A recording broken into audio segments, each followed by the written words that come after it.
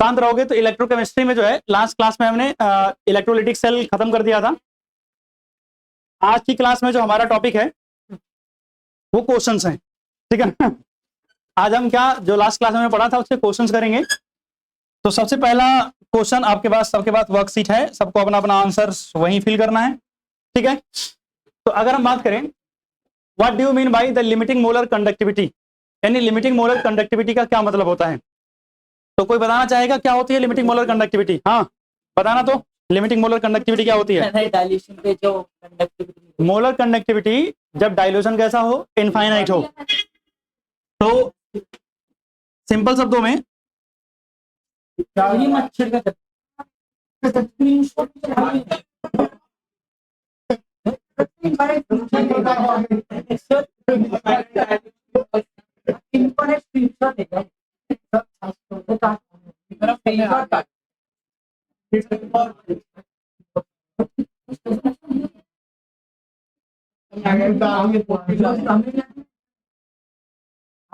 ये बहुत, हाँ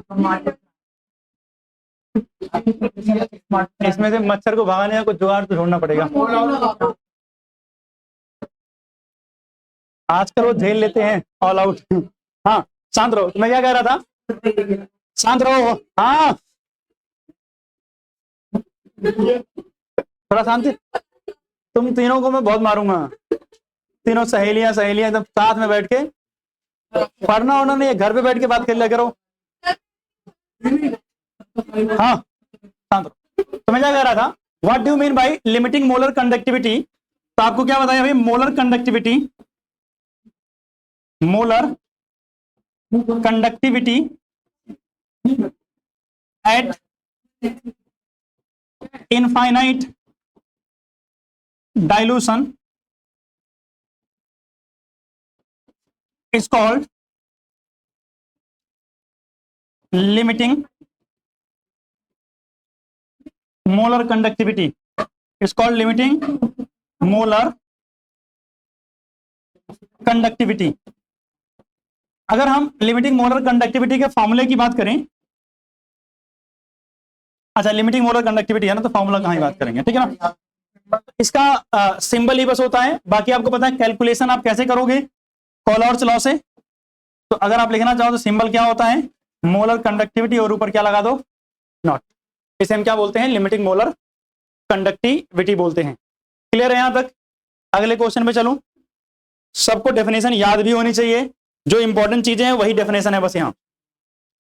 अगला क्वेश्चन तो तुम लोगों को याद नहीं है नालायकों,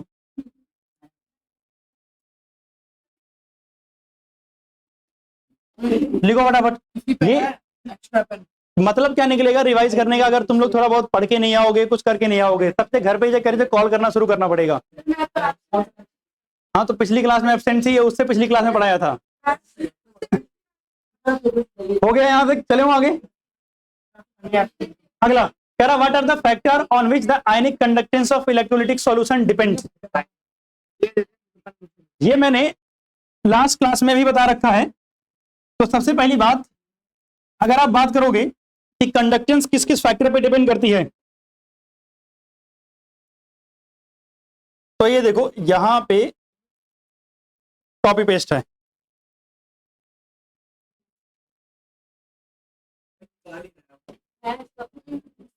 ये पढ़ाया था ये लास्ट क्लास में, हाँ बिल्कुल पढ़ाया था, और यहां अवेलेबल है, इसका मतलब पढ़ाया था।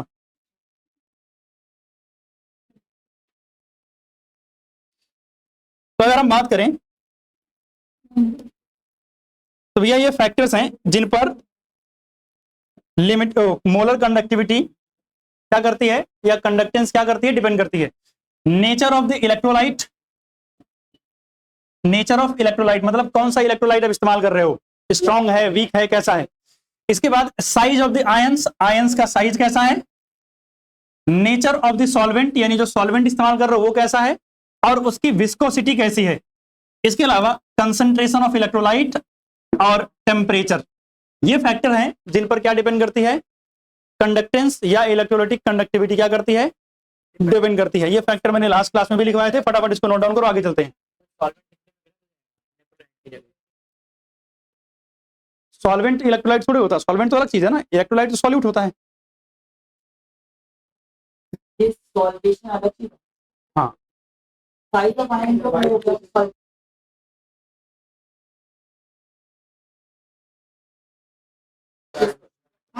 अगला क्या कह रहा है भाई, state Kohlrausch's law and write its application, मतलब एक इसका एप्लीकेशन लिखना है।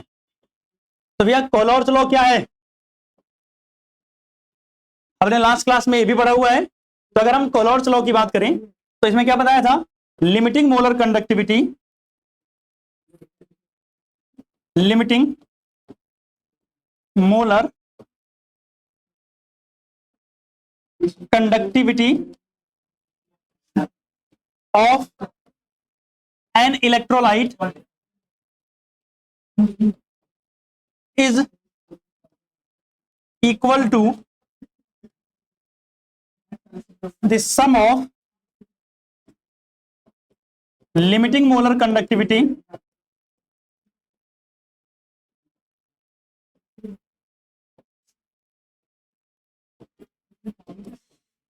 of its individual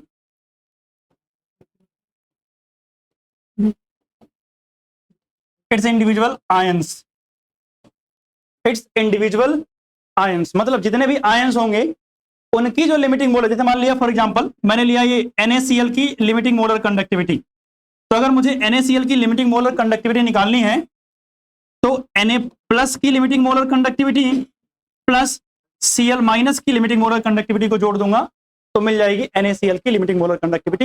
यही कह रहा है, कह रहा है स्टेट टू एप्लीकेशन, इसके दो एप्लीकेशन लिखने हैं। कितने एप्लीकेशन, दो एप्लीकेशन लिखने हैं। तो अगर हम एप्लीकेशन की बात करें तो एक तो आपको पता है डीओडी कैलकुलेट करने के लिए, मतलब डिग्री ऑफ डिसोसिएशन, क्या करते हैं हम, कैलकुलेट डिग्री ऑफ डिसोसिएशन, और डिग्री ऑफ डिसोसिएशन कैलकुलेट करने का फॉर्मूला जो था वो अल्फा इज इक्वल टू क्या था, लिमिटिंग मोलर कंडक्टिविटी अपॉन में मोलर कंडक्टिविटी। दूसरा जो है क्या कैलकुलेट करते हैं, calculate limiting molar conductivity of weak electrolyte, of weak electrolyte. ठीक, इसके अलावा मैंने बताया था KSP भी निकाल सकते हैं, यानी सॉल्युबिलिटी प्रोडक्ट, और उसके साथ साथ में और क्या निकालते थे, डिसोसिएशन कांस्टेंट एसिड या बेस का निकाल सकते थे। बट हाँ ये दोनों आपके एनसीईआरटी में है, जिसका इस्तेमाल आप रेगुलरली करोगे तो ये दोनों पहले आप मेंशन कर सकते हो, ठीक है ना।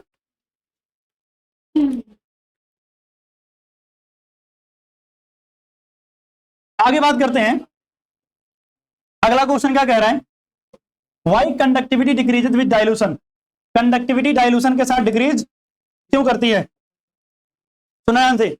अगर हम बात करें कंडक्टिविटी, तो कंडक्टिविटी डिपेंड करती है नंबर ऑफ आयंस पर भी, और जब हम डाइल्यूशन करते हैं तो number of ions per unit volume क्या करते हैं, डिक्रीज हो जाते हैं। याद करो मैंने बताया था कि मान लिया एक कंटेनर है, इसमें मैंने 1 मोल NaCl लिया हुआ है, तो 1 मोल Na प्लस होगा और 1 मोल क्या होगा, Cl माइनस। भैया 1 मोल NaCl से 1 मोल Na प्लस मिलेगा, 1 मोल Cl माइनस मिलेगा। और मान लिया ये सब कुछ कितने लीटर में है, 1 लीटर में है, तो मैं बोलूंगा पर लीटर कितने आयंस हैं, सर 2 मोल आयंस हैं। कितने मोल्स आयन हैं, 2 मोल, 2 दिख रहे हैं। अगर मैं इसी के अंदर Na प्लस वैसे ही है और Cl माइनस वैसे ही है, मैं वॉल्यूम बढ़ा के कितना कर दूं, 2 लीटर कर दूं, तो पर लीटर कितने आयंस हैं, अब पर लीटर 1 मोल आयंस हैं। तो आप बताओ यहां नंबर ऑफ आयंस ज्यादा है, यहां नंबर ऑफ आयंस कम है, तो जहां नंबर ऑफ मोल आयंस ज्यादा होंगे वहां पर कंडक्टिविटी ज्यादा होगी, और जहां नंबर ऑफ आयंस कम है वहां कंडक्टिविटी क्या होगी, कम होगी। और आपने यहां से यहां जाने में किया क्या है, डाइल्यूट ही तो किया है, इसीलिए डाइल्यूशन पर क्या होती है, कंडक्टिविटी डिक्रीज करती है। तो आपको ये टेबल बनाना नहीं है, सिर्फ आपको लिखना है कि कंडक्टिविटी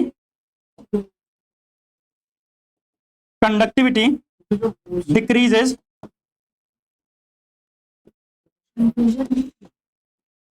ऑन डाइल्यूशन, यानी डाइल्यूशन पे कंडक्टिविटी क्या होती है, कम होती है, due to decrease in number of ions per unit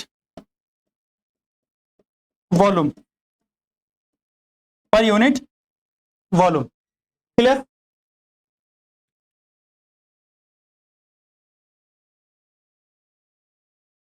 अगला हमारे पास अरे क्या अगला क्वेश्चन है न्यूमेरिकल, छोटा था, 20 था, यही था कि और पहले था? अच्छा, इससे पहले 20 क्वेश्चन है। क्वेश्चन नंबर 20, क्वेश्चन नंबर 20 क्या कह रहा है भाई साहब? पहले 20 इसको नीचे कर देते हैं। क्वेश्चन नंबर 20 क्या कह रहा है? कह रहा है the conductivity of 0.20 molar KCl is 0.25 सीमेन पर second, calculate the molar conductivity. अब सुना मेरी बता से, जो दे रखा है ये क्या है? कंडक्टिविटी है, और कंडक्टिविटी का सिंबल क्या होता है? कप्पा। कितना दे रखा है? 0.025 साइमन पर सेंटीमीटर। सही बात है। मुझे निकालना क्या है? Molar conductivity. उसके लिए मोलरिटी भी चाहिए होती है, और मोलरिटी कितनी दे रखी है? 0.20 मोलर। और मोलर कंडक्टिविटी का फॉर्मूला क्या होता है? कप्पा इंटू में 1000 अपॉन में m, यही होता है ना। तो अगर हम बात करें, कप्पा कितना दे रखा है? 0.025 इंटू में कितना? 1000 अपॉन में m कितना है? 0.20। सही बात। आप बताओ, क्या मैं इसको 25 अपॉन में 20 इंटू में 10 की पावर 2 लिख सकता हूं? कोई समस्या किसी को? क्या किया मैंने? एक जीरो से इसमें मल्टीप्लाई किया, 0.25 हो गया, और नीचे भी 2 डिजिट पे डेसिमल, ऊपर भी 2 डिजिट पे डेसिमल हटा दिया।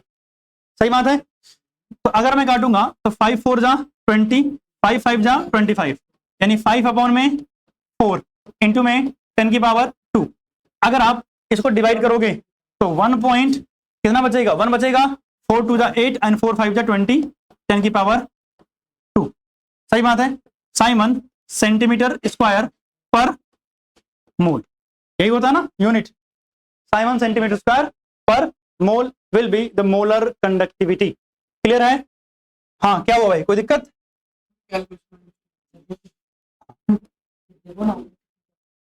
उतनी जगह बहुत है लिखने के लिए, एक लाइन में तो आंसर लिखना था। ठीक, चलो। अच्छा, कोशिश करो ना, जो लिखते हो पेंसिल ले लो, कभी गलत हो तो इरेज कर सकते हो, नहीं तो उसी में पूरा कुछ भी ऐसे लिखते चले जाओगे। तो बचपन वाला थोड़ा काम कर लो, पेंसिल ले लोगे तो आसानी होगी। और इसका फायदा बस यही है कि क्वेश्चंस जो थ्योरी वाले भी हैं वो भी लिखे रहेंगे। रिवाइज करने के लिए, कभी रिवाइज करना हो शॉर्ट में, तो आप ये क्वेश्चंस देख सकते हो, आइडिया लग जाएगा कि फॉर्मूले कैसे अप्लाई होते हैं, और कुछ नहीं। ठीक है ना। इसका और क्वेश्चन करना है, बट इस क्वेश्चन से आपको एक आइडिया लग जाएगा कि जो आपने चैप्टर पढ़ा है उसमें हम कैसे अप्लाई कर रहे हैं फॉर्मूले वगैरह। ठीक है ना।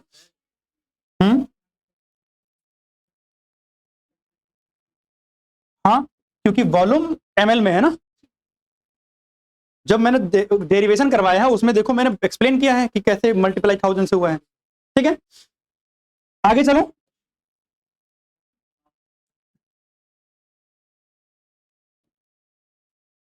हाँ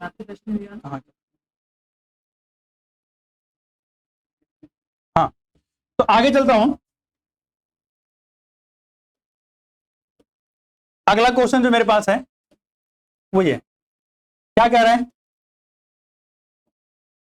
calculate the conductivity of 0.001 molar acetic acid is इतना। ये कंडक्टिविटी दे रखा है, मतलब ये क्या है? कप्पा है। सही बात है।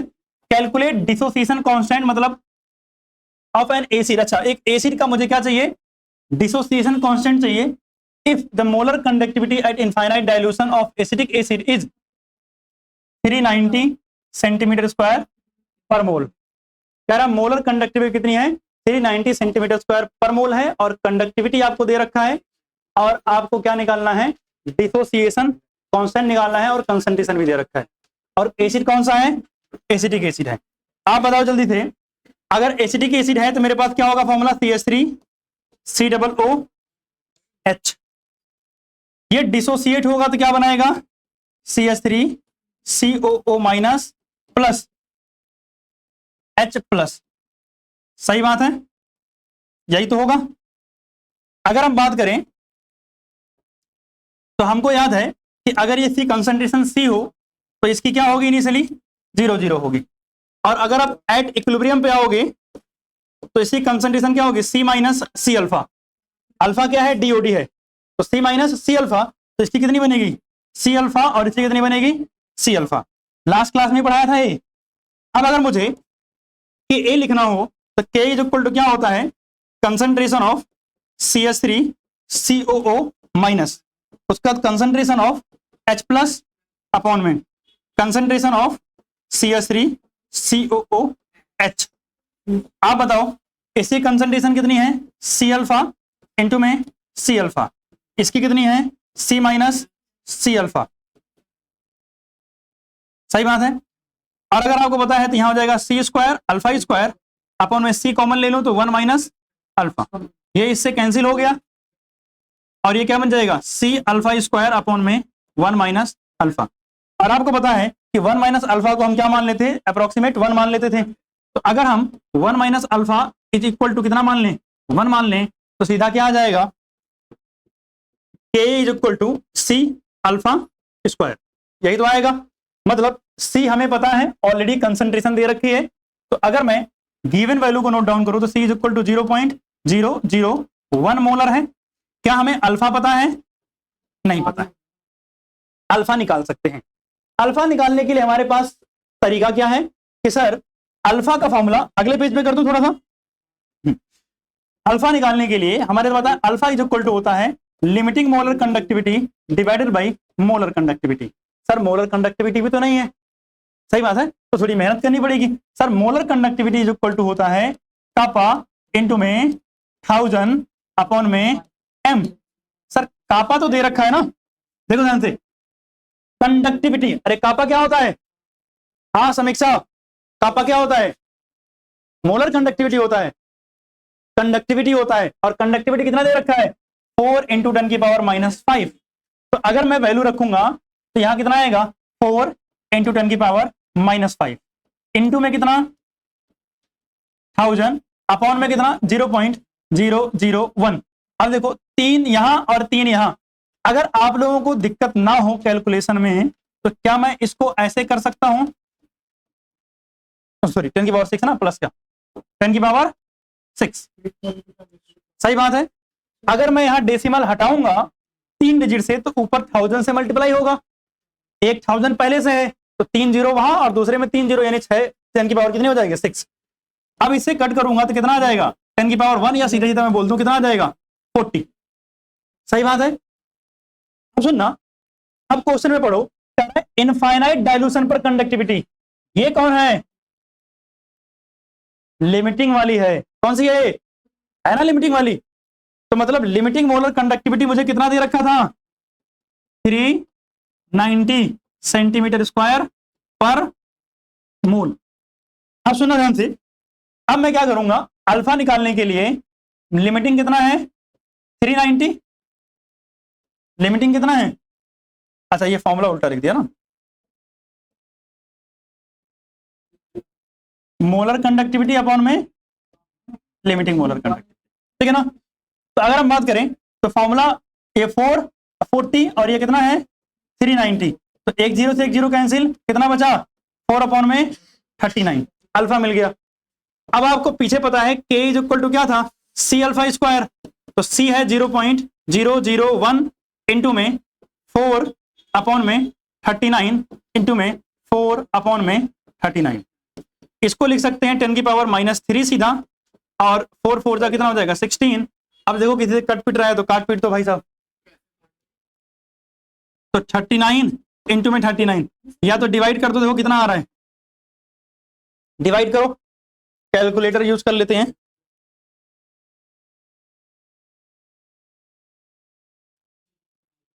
तो अगर हम डिवाइड करेंगे 16 को, 16 डिवाइडेड बाई 39 और डिवाइडेड बाई 39, तो आंसर आएगा आपका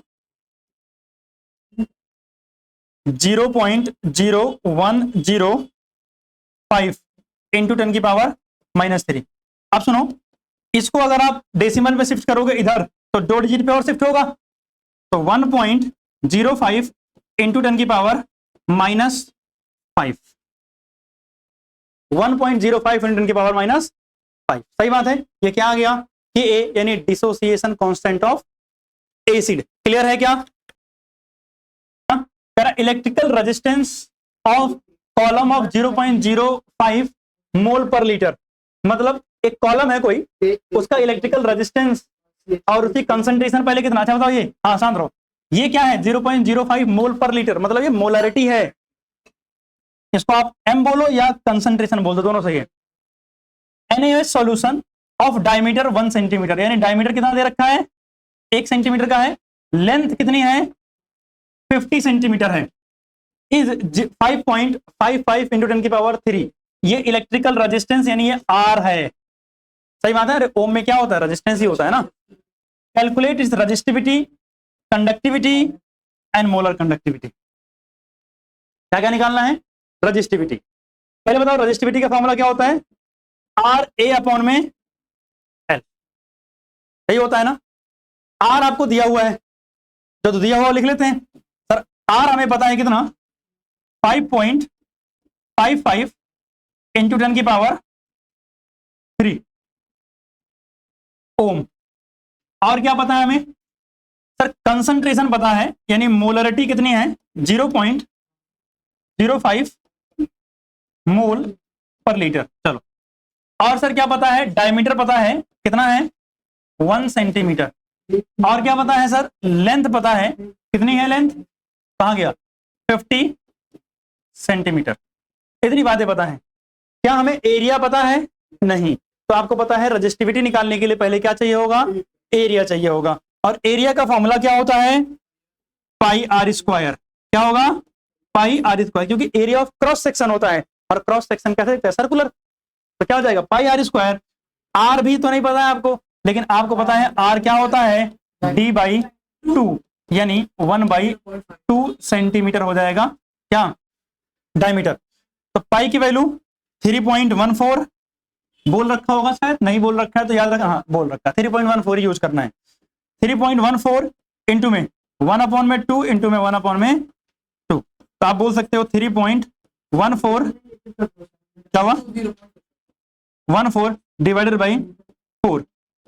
देखो सेंटीमीटर में, क्योंकि कैलकुलेशन हम सारी की सारी सेंटीमीटर में ही कर रहे हैं केमिस्ट्री में, ठीक है ना।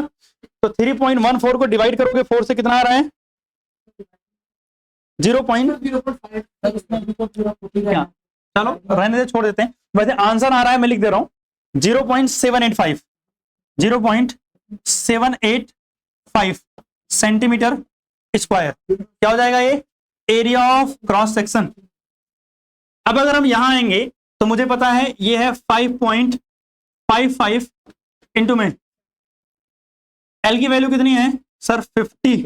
सही बात है। अगर इसकी वैल्यू आप रखोगे तो आएगा 3.14 और यहां नीचे आ जाएगा क्या सर 5.5। अच्छा 10 की पावर मैंने लिखा नहीं लिखा, ओ 10 की पावर कितनी थी 3, और इंटू में करके 3.4 और डिवाइड में क्या आ जाएगा 4 आ जाएगा। आप चाहो तो ये वैल्यू पुट कर दो और आपका मन करे क्या पाई की वैल्यू क्यों लिख रहे हो? अरे महाराज थोड़ा शांति रखो, ये लिख रहा हूं मैं, ठीक। तो 3.14/4 आपका मन करे तो आप वो वैल्यू भी पुट कर सकते हो, आपकी मर्जी है। आप सुना ध्यान से, यहां से कुछ कट पिट रहा है क्या, कुछ नहीं कट पिट रहा है। तो 5 4 जा कितना होता है, मतलब 5 4 जा 20, तो 50 का मल्टीप्लाई करो 200 हो जाएगा। तो 5.55 इंटू 10 की पावर 3 इंटू में 3.14 और ये कितना हो जाएगा 200 हो जाएगा। तो अब कुछ कर सकते हैं, ये 2 जीरो से ये कैंसिल, बचेगा कितना 10, और अगर मल्टीप्लाई करते हैं तो ये हो जाएगा आपका इधर वाला 55.5। सही बात है। और ये इंटू में 3.14 और ये डिवाइड में, कहीं मक्खी बैठी हुई क्या, तो ये कितना बच जाएगा यहाँ 2 बच जाएगा। 2 से कट कर दो, किसको, उसको कट करते हैं, 2 1 जा 2, ये 157। अब मल्टीप्लाई करिए कितना आ रहा है आंसर 87.135 ओम। अभी भी कहीं बैठी हुई है मक्खी, ओम सेंटीमीटर। ठीक है, ये आ गया हमारा रजिस्टिविटी, क्या ये रजिस्टिविटी। अब हमें क्या निकालना है रजिस्टिविटी के साथ साथ कंडक्टिविटी। चलें, कंडक्टिविटी का फॉर्मूला याद तो होगा ही आप लोगों को, तो बता दो क्या याद है। वो तो पता है कि कंडक्टिविटी क्या होता है, कप्पा होता है। अरे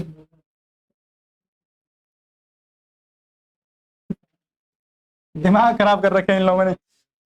कप्पा इज इक्वल टू क्या होता है 1/में और अगर थोड़ा सा आप लोगों को याद हो तो ऐसे भी था ना 1/r इंटू में L/में E, सही बात है ना।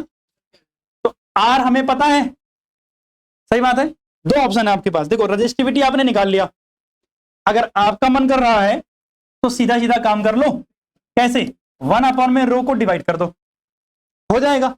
और नहीं तो आपके पास ये वैल्यूज पता है, आप इनको सॉल्व कर लो, आपकी मर्जी है, कोई दिक्कत नहीं है। तो अगर मैं 1/में r को सॉल्व करूंगा तो कितना आएगा 5.55 इंटू 10⁻³ आ जाएगा, मल्टीप्लाई में L/में a अगर मैं निकालूंगा तो L की वैल्यू कितनी है 50 है, और ये नीचे आएगा क्या 3.14 आएगा, और ये डिवाइड वाला जो था वो कहां चला जाएगा ऊपर चला जाएगा। तो अब आपकी मर्जी है कितना हो जाएगा भैया 200, ये हो जाएगा 5.55 इंटू में ये 3.14 और इंटू 10⁻³ क्या था 3 था ना, तो ये 2 जीरो से ये कैंसिल 10 बचेगा, और सीधा 2/में 55.55 मतलब बात घुमा फिरा कहां पहुंचेगी वहीं पहुंचेगी ना।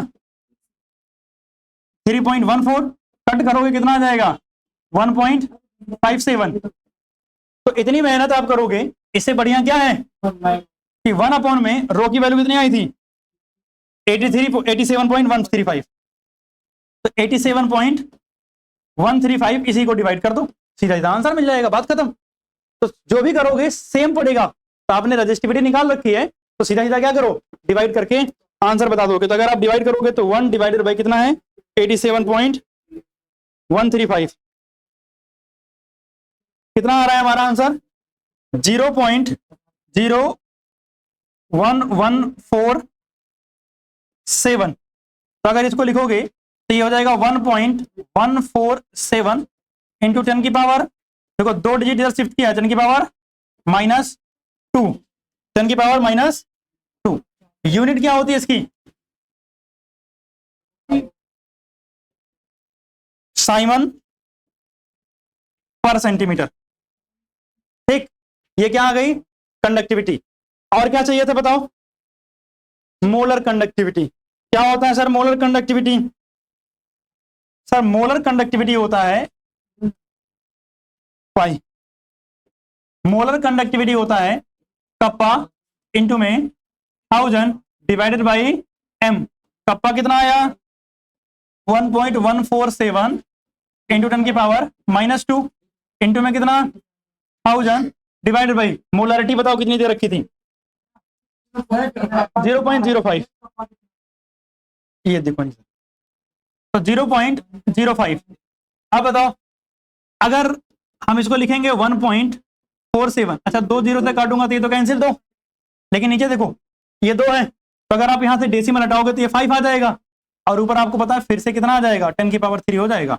कैसे एक जीरो था पहले से 2 ही है, ऊपर ले जाओगे 10⁻³ कितना हो जाएगा 3 हो जाएगा। बस आपको 5 से डिवाइड करना है इसको। सर डायरेक्ट वो पॉइंट काटो फिर 10⁻² काटो, क्या वही तो बात। अरे बात तो वही है, ठीक है। हाँ तो तुम जैसे करना चाह रहे हो कर सकते हो, मना थोड़ी कर रहा हूँ नालायक हूँ। यार देखो अगर हम डिवाइड करेंगे तो 0 पॉइंट, हाँ हाँ अच्छा एक और 1 है, अच्छा 147, ठीक। तो डिवाइड करने पे कितना आंसर आ रहा भाई, अगर हम डिवाइड करेंगे तो 5 0 आएगा, 5 2 कितना हो जाएगा 10, अरे इसमें डिवाइड करें 1 बच गया तो 14 हो जाएगा। उसके बाद 5 2 10 फिर से आ जाएगा, उसका कितना बच जाएगा आपका 2 बच जाएगा 10 हो 4 बच जाएगा, कितना हो जाएगा 47, और 5 9 45, तो इतना बहुत है 10⁻³। और अगर हम थोड़ा सही कर दें इसको 2.29 इंटू 10⁻² साइमन पर सेंटीमीटर स्क्वायर पर मोल, ये क्या है मोलर कंडक्टिविटी है। क्लियर है।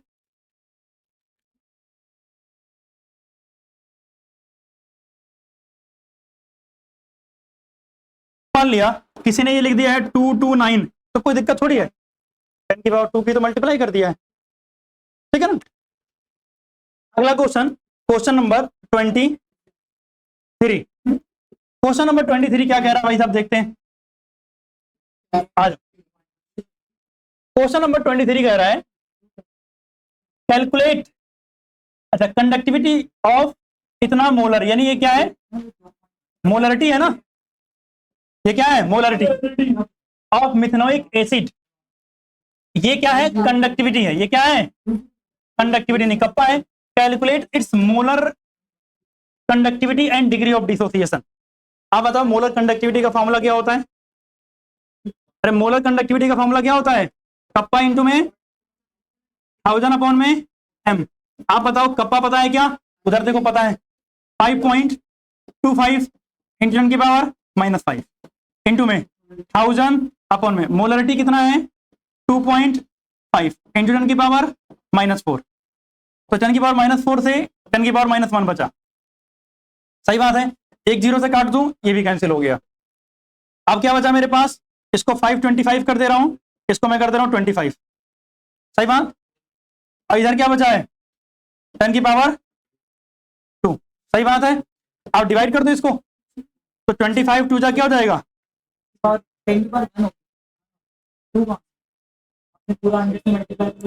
अच्छा यहाँ एक डिजिट कम था, ठीक, ये कितना हो जाएगा 10 करते हैं, कैसे, इधर देखो, इधर यहाँ डेसिमल एक ही डिजिट पे था ना, तो एक 10 यहाँ से गायब हो जाएगा, ठीक है ना, क्योंकि यहाँ 2 डिजिट पे डेसिमल है, तो आप 100 से मल्टीप्लाई करो कितना हो जाएगा 5.25, और यहाँ क्या है एक ही डिजिट पे डेसिमल है, तो ऊपर 10 से मल्टीप्लाई हो जाएगा। तो अगर आप डिवाइड करोगे कितना आ रहा है भाई 21 पे कट जा रहा है पूरा, ठीक, 25 और इंटू में 10 तो कितना आ जाएगा 210, वैसे तो 25 की डिवाइड करना आसान होता है, कर सकते हैं, 5 to 5 डिवाइडेड बाई 25, हाँ 210 आ रहा है, ठीक है ना, कितना आ रहा है 210। हाँ आप बताओ ये क्या निकला है, अरे शांत रहो, ये क्या निकला है मोलर कंडक्टिविटी। आपसे कह रहा है डिग्री ऑफ डिसोसिएशन चाहिए, आप मुझे बताओ अल्फा का फॉर्मूला क्या होता है, मोलर कंडक्टिविटी अपॉन में लिमिटिंग मोलर कंडक्टिविटी, यही होता है ना। क्या लिमिटिंग पता है, नहीं दे रखा है, लेकिन अगर आप देखो आपसे बोल रखा है क्या मिथेनोइक एसिड, कौन सा एसिड है, कहाँ गया, मिथेनोइक एसिड, फॉर्मूला क्या होता है मिथेनोइक एसिड का, HCOOH, क्या होता है SCOH, यही तो होता है। अगर आप इसके आयंस ढूंढोगे तो क्या मिलेगा, एक H+ मिलेगा और एक CO- मिलेगा, सही बात है। आपको देखो क्या नाम है H+ और SCO- ना, सही बात है। तो अगर आप देखोगे तो H+ का दे रखा है, SCO- का दे रखा है, और हमने पढ़ा है from Kohlrausch's law, from Kohlrausch's law molar conductivity of HCOOH is equal to क्या हो जाएगा H+ की limiting molar conductivity plus HCOO- की क्या लिमिटिंग मोलर कंडक्टिविटी, और H+ ये कितनी है 349.5 प्लस इसकी कितनी है 50.5, तो भाई साहब हो गए 399, मतलब सीधा 400 हो गए, कितना हो गया 400 सीधा हो जाएगा ना, क्योंकि 58 करोगे तो 99 और 5.5 मतलब 0.5 मतलब सीधा क्या हो गया 400 साइमन पर सेंटीमीटर स्क्वायर पर मोल। अब हमें अल्फा चाहिए था, तो अल्फा में हम पुट कर देंगे, कितना भाई साहब 210 अपॉन में कितना 400, ये देखो ये इससे कैंसिल, तो हो गया भैया 21 अपॉन में कितना 40, डिवाइड कर दो कितना आ जा रहा है, कितना आ रहा है 0.5025। अब सुनना परसेंटेज में भी ये आंसर आप दे सकते हो, अगर आप इसको परसेंटेज में आंसर दोगे तो 50.25% होगा। आपका मन करे डेसिमल में छोड़ दो, अदरवाइज डीओडी परसेंटेज में भी होता है, तो आप 100 से मल्टीप्लाई करोगे परसेंटेज के लिए तो क्या आ जाएगा 50.25% आ जाएगा डीओडी। क्लियर है, हाँ कर लिया, ठीक, तुम्हारा हो गया पायल, और तुम लोगों का ठीक, आगे चलो, ठीक, रुक जाओ। क्वेश्चन नंबर 24 आ गए भाई साहब। आयुष तुम्हारे क्वेश्चन पे, ठीक है।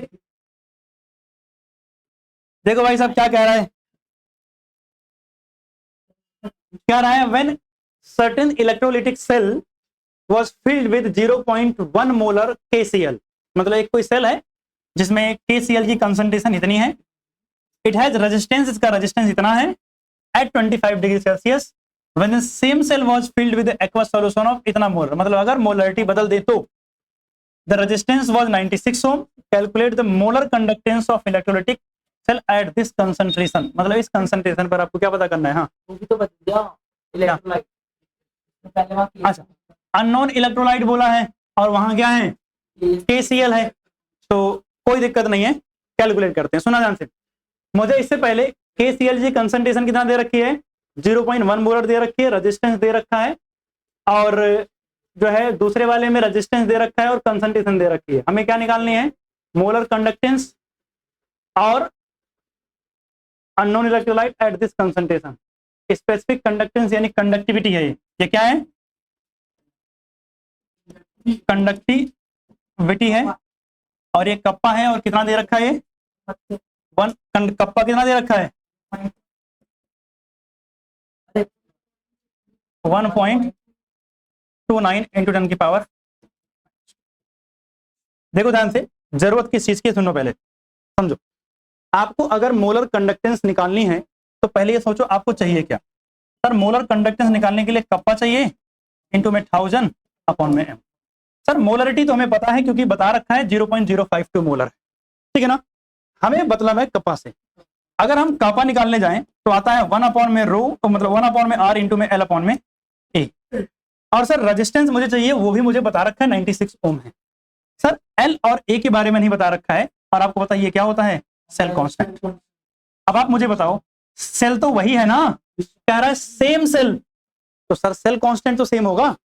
इसका मतलब जो पहले की गिवन वैल्यू है वहां से मुझे क्या निकालना है, सेल कांस्टेंट निकालना है, यानी l अपॉन में a निकाल के लाना है, और उस l अपॉन में a को दोबारा यहाँ पुट कर देना है, और दूसरे की क्या निकल जाएगी, कंडक्टिविटी निकल जाएगी, और कंडक्टिविटी निकल गई तो क्या निकल जाएगी, मोलर कंडक्टिविटी निकल जाएगी। तो अब जब हमें पता चल गया है क्या करना है, तो एक एक करना शुरू करते हैं। तो सबसे पहले अगर हम KCl की बात करें, किसके लिए, for KCl as electrolyte, as electrolyte, यानी जब हमारे पास इलेक्ट्रोलाइट क्या है, KCl है, तो कप्पा इज इक्वल टू क्या होगा, 1 अपॉन में r इंटू में l अपॉन में a। आपका मन करे तो l अपॉन में a को क्या लिख सकते हो, G स्टार, सही बात है। तो अगर मैं लिखूंगा तो कप्पा इंटू में r इज इक्वल टू क्या हो जाएगा, G स्टार हो जाएगा। कप्पा मुझे पता है, देखो कितना दे रखा है, 1.29 इंटू 10 की पावर -2। r कितना दे रखा था इसका, पहले वाले केस में 85, इज इक्वल टू क्या हो जाएगा, G स्टार हो जाएगा। मल्टीप्लाई करके बताना तो G स्टार कितना आ रहा है, 85 की मल्टीप्लाई कर दिया 1.29 से, तुम तो कर रहे थे, 85 मल्टीप्लाई विद 1.29, 109.65, 109.65 इंटू 10 की पावर -2। तो एक काम और करते हैं, डेसिमल शिफ्ट कर देते हैं, 1.09 और ये 6, सही बात है, ठीक है ना, 2 डिजिट डेसिमल इधर कर दिया। तो ये मेरे पास आ गया सेल कांस्टेंट। सेल कांस्टेंट की यूनिट क्या होगी, पर सेंटीमीटर, क्या होगी, पर सेंटीमीटर। सेल कांस्टेंट अगर मुझे मिल गया तो अब मैं यहाँ पे कापा निकाल सकता हूं। तो यहां पर अगर निकालने जाऊंगा तो r कितना है, 1 अपॉन में r की वैल्यू कहां गई, 96, और इंटू में ये कितना पता है मुझे, 1.096। इसको सॉल्व कर लेते हैं भाई, कितना आ रहा है, 1 डिवाइडेड बाई 96 और मल्टीप्लाई विद कितने कर रहे हैं, 1.096। तो आ रहा है, बताता हूँ, जब क्वेश्चन शुरू किया था तब भी बताया था। एक ठीक, कितनी वैल्यू आ रही है, अगर आप लिखोगे इसको तो ये मैं लिख सकता हूँ 1.14 ना, 1.141 इंटू 10 की पावर -2 साइमन पर सेंटीमीटर। सही बात है। देखो आप चाहो तो ये वैल्यू उठा के वहां रख सकते हो, लेकिन यह है कि आप बोर्ड का एग्जाम दे रहे हो तो आपको हर जगह कैलकुलेट करके वैल्यूज दिखानी पड़ेंगी। आप अगर ये सोच रहे हो कि मैंने बस यहीं तक सॉल्व किया और मुझे पता है कि ये वैल्यू यहाँ पुट करना है तो ये ले जाके वहीं रख दिया, ये वैल्यूज आपको निकाल के दिखानी पड़ेगी, क्योंकि आप बोर्ड के एग्जाम दे रहे हो। एमसीक्यू होता तो आप डायरेक्ट कर देते, कोई समस्या नहीं थी, कहीं सॉल्व करने की जरूरत नहीं थी। बट ये एमसीक्यू नहीं है, इसलिए आपको क्या करना पड़ेगा, कैलकुलेशन करनी पड़ेगी। हाँ नहीं मिलते हैं, बट जब मिलते हैं तो उसको सॉल्व करने का तरीका बदल जाता है, बस जल्दी कर देते हैं उसको। हाँ क्या, तो ये वैल्यू नहीं पुट कर सकते ना, कैलकुलेशन तो करनी पड़ेगी। आपके पास 50 क्वेश्चन थोड़ी होंगे, एरर कैसे बढ़ेगा? आप क्वेश्चन में वैल्यू कैलकुलेट करो डिवाइड करके। तो एक दो पॉइंट से देखो, बोर्ड वाले आपसे ये नहीं चाहते हैं कि आप आंसर एग्जैक्टली निकाल के दो। आपका आंसर अगर एक आध डेसिमल इधर उधर भी है, मतलब एक आध डेसिमल कहने का मतलब ये नहीं कि 1.2 आंसर आ रहा था सर 1.5 लेके आ रहा हूं, अरे 1.2 की जगह 1.21 आ गया, 1.25 आ गया, मतलब 1.25 आ गया, चलेगा इतना। आपसे वो चाह रहे भैया आपको कॉन्सेप्ट पता है कि नहीं पता है, स्टेप वाइज मार्किंग होती है, हर एक स्टेप के नंबर मिलेंगे। आप यहाँ से स्टेप गायब कर दोगे, नंबर काट लेंगे, आप आंसर निकाल क्या करोगे एग्जैक्टली? क्योंकि मार्किंग कैसी हो रही है, स्टेप वाइज ना।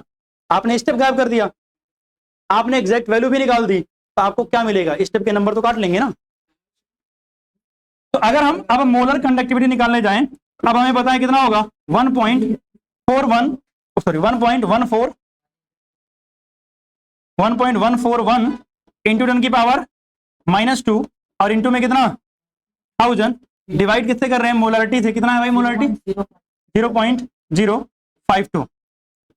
तो अगर हम डिवाइड करेंगे तो भैया 3 डिजिट पे है ना, तो 141 सीधा कर देता हूं और इसको 52 कर दे रहा हूं सीधा, और ये देखो 2 जीरो से ये 2 जीरो ऐसे काट देते हैं, ठीक, और 1 जीरो यहां बढ़ा दें, बात ही खत्म हो जाएगी। कोई समस्या किसी को? इस 10 की पावर -2 से 2 जीरो गया, 3 डेसिमल यहाँ, 3 डेसिमल यहाँ, ये भी गया, एक 10 बचा तो हमने वहां रख दिया आगे। 1 जीरो, एक कम है ना 1, हाँ 1 1 कम है, 14140, ठीक है ना। अब अगर हम डिवाइड करते हैं तो डिवाइड करने पे आंसर कितना आ रही है देख लो, तो 1141 डिवाइडेड बाई 52, तो 21.94, 21.94। अब मोलर है तो साइमन सेंटीमीटर स्क्वायर पर,